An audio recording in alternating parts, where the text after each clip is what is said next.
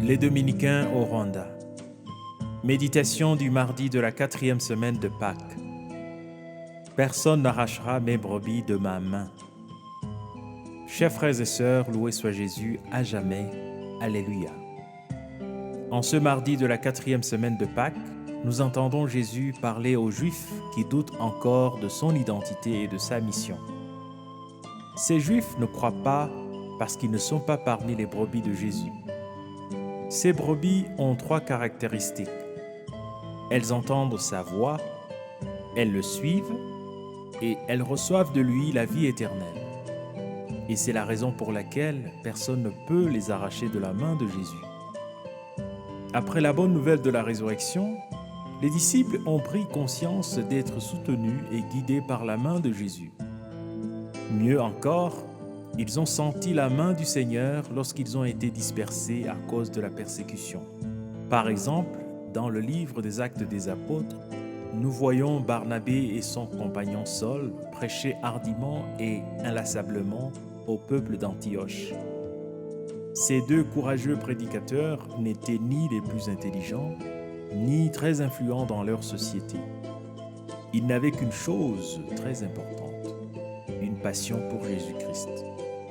Ils se sentaient tellement aimés et saisis par Jésus que personne ne pouvait les séparer de lui. Frères et sœurs, l'Évangile d'aujourd'hui nous rappelle que la main de Jésus est avec nous et que pour rester sous sa protection, nous devons développer 3 attitudes. Premièrement, nous devons croire en Dieu au lieu de compter sur des créatures comme les êtres humains, la richesse, les réalisations humaines. Soyons comme Barnabé lorsqu'il est arrivé à Antioche. Réjouissons-nous des bonnes choses que Dieu fait aux gens et encourageons-les à rester fidèles à Dieu dans la fermeté du cœur. Deuxièmement, nous sommes exhortés à entendre et à suivre la voix de notre berger comme un enfant qui reconnaît la voix de sa mère et court à sa rencontre. Cela signifie que nous devrions lire régulièrement et comprendre la parole de Dieu.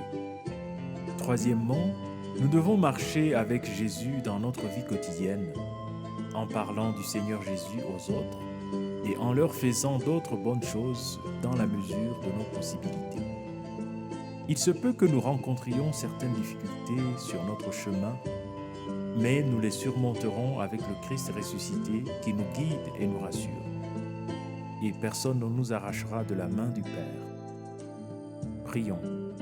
Seigneur Jésus, notre pasteur et notre modèle, affermis nos esprits, nos cœurs et nos mains, afin que nous puissions vivre de telle manière que notre vie de foi attire les gens vers toi. Car tu vis et règnes pour les siècles des siècles.